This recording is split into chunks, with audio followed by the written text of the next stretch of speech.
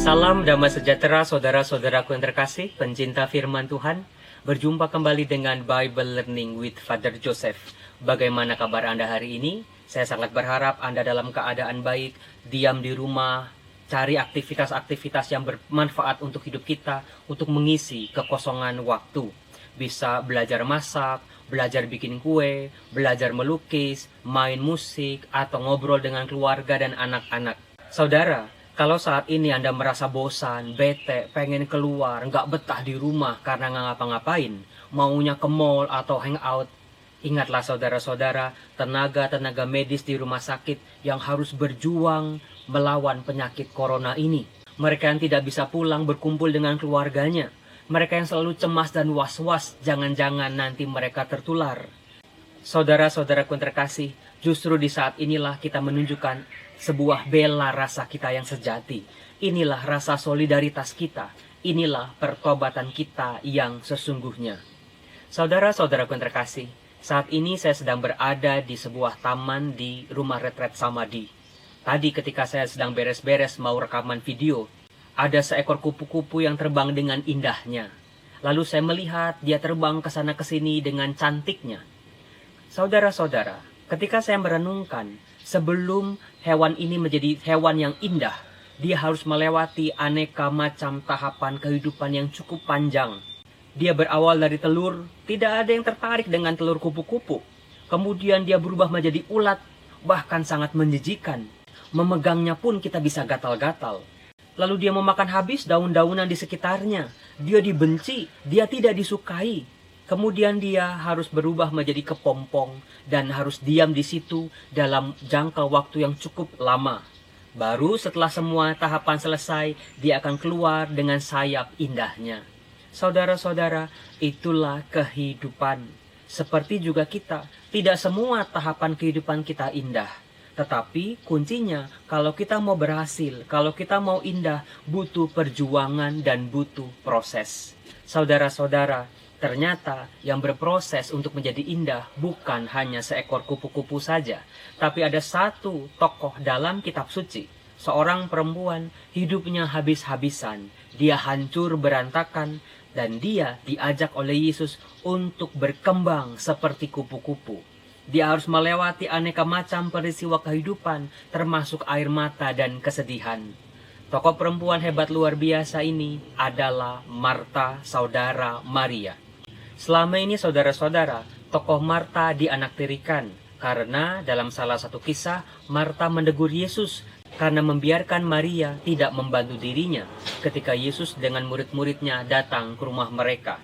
Tetapi saudara-saudara, ternyata kalau kita membaca Injil Yohanes bab 11, di situ kita bisa melihat tokoh Marta yang luar biasa. Mari kita bahas dari Yohanes bab 11 ayat 1 sampai dengan 44. Konteks dari kisah ini saudara-saudara adalah kematian Lazarus. Lazarus tinggal di Betania bersama dua saudarinya, Maria dan Marta. Ketika Lazarus sakit, Maria dan Marta mengirimkan kabar kepada Yesus bahwa dia yang dikasihi Yesus sedang sakit. Yang mereka harapkan adalah pasti Yesus cepat-cepat pergi ke Betania. Tetapi yang terjadi adalah seolah-olah Yesus menunda-nunda kepergiannya ke Betania. Sampai akhirnya Lazarus pun wafat. Setelah Lazarus wafat, barulah Yesus datang ke Betania. Dan di Betania, Lazarus sudah 4 hari disemayamkan di dalam makam. Pasti sudah membau dan juga membusuk. Tetapi disinilah terjadi proses transformasi dari tokoh perempuan hebat yang bernama Marta. Dikatakan begini, ketika Marta mendengar bahwa Yesus datang ke Betania, lalu Marta mendapati Yesus. Sementara Maria tinggal di rumah. Maka kata Marta kepada Yesus, perhatikan baik-baik. Tuhan, sekiranya engkau ada di sini, saudaraku pasti tidak mati. Tetapi sekarang aku tahu bahwa Allah akan memberikan kepadamu segala sesuatu yang engkau minta kepadanya. Saudara-saudara, dari ungkapan Marta ini sebetulnya tersimpan sebuah kesedihan. Mengapa Yesus tidak datang dengan segera? Tetapi Marta mencoba menutupi kesedihannya dengan pikirannya. Hal ini tampak sekali ketika Marta mengatakan, "Sekarang aku pun tahu bahwa Allah akan memberikan kepadamu segala sesuatu yang engkau minta kepadanya. Perhatikan baik-baik pilihan dari kata-kata yang digunakan oleh Marta ini. Aku tahu. Kemudian, Yesus tidak menghendaki Marta hanya berhenti pada apa yang dia pikirkan, tetapi mengajak Marta untuk masuk lebih dalam lagi ke dalam misteri Yesus Kristus.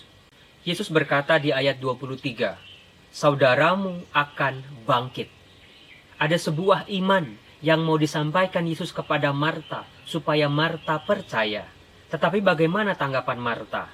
Marta berkata, "Aku tahu bahwa ia akan bangkit pada waktu orang-orang bangkit pada akhir zaman."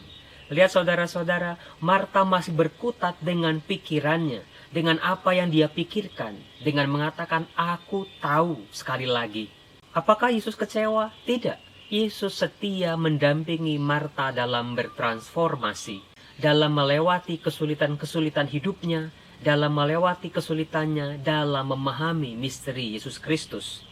Yesus menjawab lagi, "Akulah kebangkitan dan hidup. Barang siapa percaya kepadaku, ia akan hidup walaupun ia sudah mati.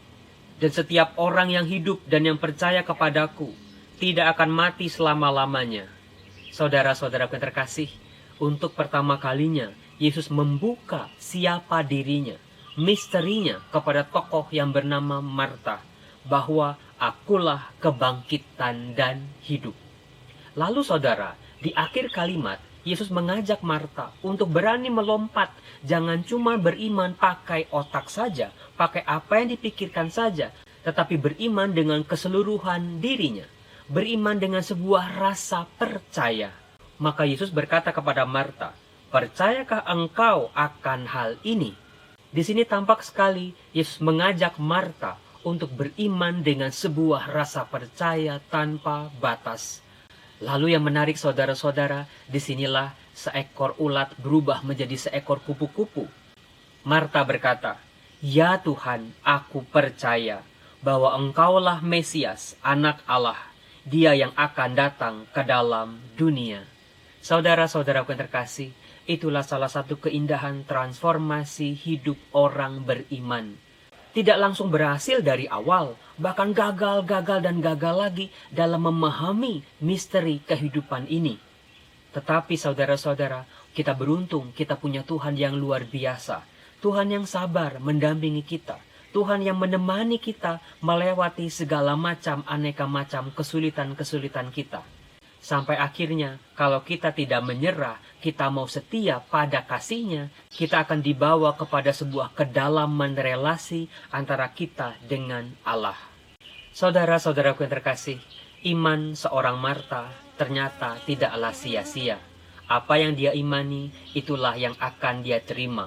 Nanti, pada akhirnya, Yesus membangkitkan Lazarus dari kematian.